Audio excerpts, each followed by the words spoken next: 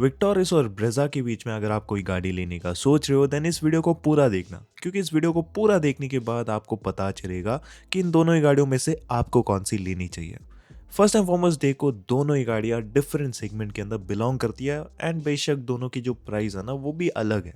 तो कहीं ना कहीं आप भी सोच रहे होंगे कि अगर मुझे बड़ी सेगमेंट वाली गाड़ी मिल रही है तो कोई बात नहीं, मैं उसको उठा लेता हूँ। But point to remember, both are pretty different car. हालांकि दोनों में सेम इंजन आता है, सेम मारुति की गाड़ी है, लेकिन दोनों में एक्सपीरियंस काफ़ी अलग है।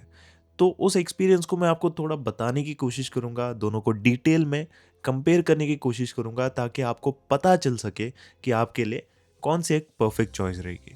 तो इसी के साथ हम ये जो कंपैरिजन है ना बहुत ही शिद्दत से शुरू करते हैं। आइए देखते हैं, मजा आएगा।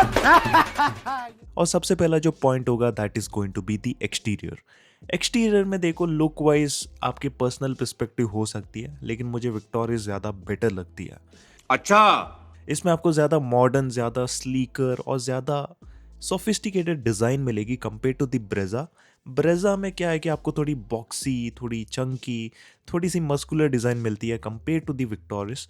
लेकिन ये जो डिज़ाइन है ना, ये टाइम के साथ थोड़ी सी आउटडेटेड हो चुकी है। स्पेशली इसका जो फ्रंट प्रोफाइल है उसको अपडेट करने की काफ़ी ज़रूरत है in my opinion. So design wise मैं पर्सनली विक्टोरिस को प्रिफर करता हूँ। बट अगर आपको थोड़ी एसयूविश, थोड़ी सी बॉक्सी डिज़ाइन ज़्यादा पसंद है देन आपको ब्रेजा ज़्यादा पसंद आएगी। इसके अलावा अगर मैं बात करूँ क्वालिटी लेवल्स की, तो एक्सटीरियर में क्वालिटी लेवल्स दोनों के मुझे सिमिलर ही लगे। जैसे कि दोनों की शीट मेटल वेल बिल्ट है, इट फील स्टर्डी। दोनों के दरवाजे, बोनेट काफ़ी हैवी फील होता है, giving you that sense of premiumness. Even panel gaps भी दोनों के अंदर काफ़ी अच्छे से वेल मैनेज किए गए हैं। The paint finish also doesn't feel very different. इसका रीज़न मैं आपको बताऊं तो दोनों ही गाड़ियों को सेम ही प्लेटफॉर्म पर बनाई गई है, which is the global C platform. It is a more safer, more sturdier platform compare to their Heartect platform. So build quality wise exterior में मुझे दोनों ही काफ़ी अच्छे लगे। जब आप आते हो इंटीरियर के अंदर, तो इंटीरियर देखो, design wise, quality level wise the Victoris is better. Victoris के अंदर जब आप बैठेंगे ना तो इंटीरियर आपको इसका काफ़ी पसंद आने वाला है। It almost feels like Creta type of a interior. Quality levels बहुत ज़्यादा ऊपर चले गए हैं मारुति के हिसाब से। ब्रेजा के अंदर क्या है कि इसका जो इंटीरियर है ना वो 2023-2022 के हिसाब से सही था, बट अभी 2026 के अंदर this just feels totally outdated. इसमें अपडेट की ज़रूरत है। इवन अगर आप टॉप मॉडल भी लेते हो ना तब भी आपको इसके इंटीरियर में ज़्यादा कुछ मिलता नहीं है। It's a very simple basic plastic की इंटीरियर जो कि काफ़ी आउटडेटेड लगने लगा है। तो इंटीरियर एक्सटीरियर के बारे में मैंने आपको बता दिया। अभी चलिए फटाफट से हम बात करते हैं प्रैक्टिकलिटी की रिगार्डिंग। सो प्रैक्टिकलिटी वाइज सबसे पहले आप डिमेंशंस देख लो। अच्छे से देखने के बाद आपको पता चलेगा कि ब्रेजा आपकी हाइट में ज़्यादा बड़ी है, but apart from that width, wheel base, length, सब में आपकी विक्टोरिस ज़्यादा बड़ी है। सो इसके वजह से रिजल्ट क्या होगा, आप ऐसा सोच रहे होंगे कि विक्टोरिस सब्सटेंशियली एक बड़ी गाड़ी होगी, बट ऐसा नहीं है। आपसे बेटर उम्मीद किए थे हम। टू बी ऑनेस्ट, जब मैं दोनों ही गाड़ियों के अंदर बैठा तो स्पेस वाइज मुझे ऑलमोस्ट ये सिमिलर ही लगे, specially leg room and knee room wise there is not much of a difference. Yes, ज़्यादा व्हील बेस होने की वजह से विक्टोरिस में थोड़ा सा आपको सेंस ऑफ स्पेस ज़्यादा मिलता है, पैर को थोड़ा सा आप फैला कर बैठ सकते हो। बट ये डिफरेंस इतना भी बड़ा नहीं है कि आप दोनों को थोड़ा उलट पुलट कर देखो। They are very much similar. But Victoris आपको विड्थ वाइज ज़्यादा बड़ी मिलने की वजह से आपको बेटर शोल्डर रूम मिलेगा, यानी कि 3 एडल्ट आराम से विक्टोरियस की पीछे की सीटों में बैठ सकते हैं विदाउट एनी इशू। ब्रेजा के अंदर अगर 3 हेल्दी एडल्ट को अगर आप बैठाएंगे तो थोड़ा सा वो क्रैम्प्ड फील हो सकता है। But headroom wise the Brezza is just totally better. Like इसमें आपको हाइट ज़्यादा मिलती है, और ये जो ऑन पेपर डिफरेंस है ना ये आपको इवन रियल लाइफ में भी पता चलेगा। तो ये सबसे पहला पर्सपेक्टिव था। अगर आप जाते हो बूट स्पेस के अंदर, then boot wise the Victoris is clear winner. On paper specification wise ये आपको 100 लीटर्स के ऊपर डिफरेंस मिलेगा। It is like around 443 litres something, और आपकी जो ब्रेजा है ना उसमें 328 लीटर्स का स्पेस मिलता है। और ये जो डिफरेंस है ना रियल लाइफ में भी फील होगा। आराम से 3-4 बैग्स को आप विक्टोरियस के अंदर रख सकते हो। And the boot space advantage is pretty important अगर आप लॉन्ग ट्रिप्स करते हो। इवन अगर आप विक्टोरियस का सीएनजी वेरिएंट लेते हो तो अंडर बॉडी सीएनजी डिजाइन होने की वजह से सेम ही आपको बूट स्पेस मिलेगा। So again practicality wise, family trip wise this is a totally game changer. वही अगर आप ब्रेजा का सीएनजी लेते हो the space is non existent. एक छोटा बैग ही मुश्किल से आप इसमें रख पाएंगे। अपार्ट फ्रॉम दैट दोस्तों, अगर मैं बात करूँ कंफर्ट की, then comfort wise I would say the seats are very much similar. तो दोनों के अंदर आपको कुशनी लेवल्स काफ़ी अच्छे मिलते हैं। So this cushion is not very soft, not very hard. एक स्टिफ एंड रफ फोम आपको मिलता है जो कि लॉन्ग ड्राइव्स में बहुत ही ज़्यादा कंफर्टेबल फील होगा। मैंने रिसेंटली ब्रेजा को ऑलमोस्ट 1000 किलोमीटर्स चलाया था in 4 days and I felt it to be very comfortable.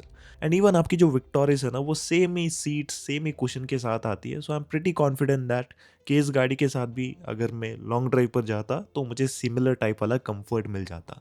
तो front seats are totally comfortable, even पीछे की सीट भी डिसेंट आपको अंडर थाई सपोर्ट दोनों के अंदर मिलेगा। And again the cushiony levels are similar. So comfort wise both are excellent, बहुत अच्छी लगेगी। आप आराम से दिन में 500-600 किलोमीटर्स दोनों के अंदर लगा सकते हो। बट कंफर्ट में एक और चीज़ क्या आती है, ride quality. Ride quality wise मैं कहूँगा कि ब्रेजा के सस्पेंशन ज़्यादा सॉफ्टर है।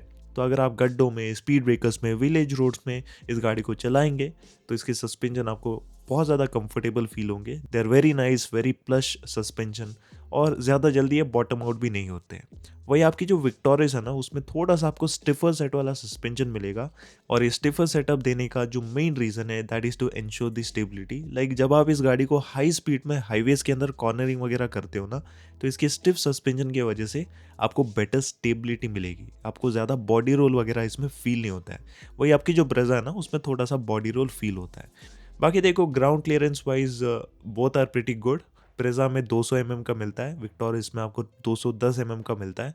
And most of the road condition में आपको ग्राउंड क्लियरेंस वाइज कोई भी कमी फील नहीं होगी in both of the cars. अभी अगर मैं बात करूँ पावर ट्रेन एंड परफॉर्मेंस के बारे में, तो इंजन वाइज बात की जाए तो विक्टोरियस में 2 इंजन आते हैं। एक आपका स्मार्ट हाइब्रिड आता है, बाकी आपका स्ट्रॉन्ग हाइब्रिड आता है। स्ट्रॉन्ग हाइब्रिड को मैं इस कंपैरिजन के अंदर कंसिडर नहीं करने वाला, क्योंकि एक तो आपको वो केवल हायर वेरिएंट्स के अंदर मिलेगा, और सेकेंडली उसकी जो प्राइस है ना, वो बिल्कुल ही आउट ऑफ बजट जाती है।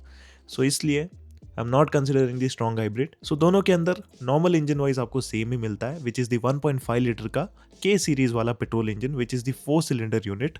इसके अंदर आपको 103 bhp की पावर एंड 136 Nm का टॉर्क मिलेगा। दोनों के अंदर CNG भी आता है, तो CNG के अंदर power and torque figure again आपको सेम टू सेम मिलता है। So there is no difference at all. Even performance की बात की जाए तो कोई भी आपको डिफरेंस फील नहीं होता है। दोनों के अंदर इंजन की जो ट्यूनिंग है वो सेम है, तो लो एंड में आपको टॉर्क काफ़ी अच्छा मिलेगा। और ये जो इंजन है ना, वो लो एंड और मिड रेंज आपको बेटर प्रोवाइड करते हैं in both of the cars. इसके अलावा जो गियर बॉक्स है वो भी आपको दोनों में सेम ही मिलता है, विच इज़ द 5 स्पीड वाला मैनुअल एंड 6 स्पीड वाला ऑटोमेटिक। एंड इसमें भी कोई डिफरेंस नहीं है, दोनों के अंदर ट्यूनिंग सेम है, तो आपको एक्सपीरियंस दोनों में सेम मिलेगा और बढ़िया एक्सपीरियंस मिलेगा। It's not like it is bad, it's a very good experience. But मैं इतना ही आशा करता हूँ कि फ्यूचर में एटलीस्ट अगर वो 6 स्पीड वाला मैनुअल देंगे तो हाईवे क्रूजिंग के लिए ये थोड़ा सा ज़्यादा बेटर रहेगा। स्टीयरिंग का फीडबैक दोनों में मुझे सिमिलर लगा, दोनों ही काफ़ी लाइट स्टीयरिंग के साथ आते हैं। और जब आप हाई स्पीड में जाते हो तो ये स्टीयरिंग थोड़ा सा हैवी फील होता है। बट मैं कहीं ना कहीं एक्सपेक्ट कर रहा था कि दोनों में थोड़ा फीडबैक हाई स्पीड में बेटर होता तो ज़्यादा बढ़िया रहता।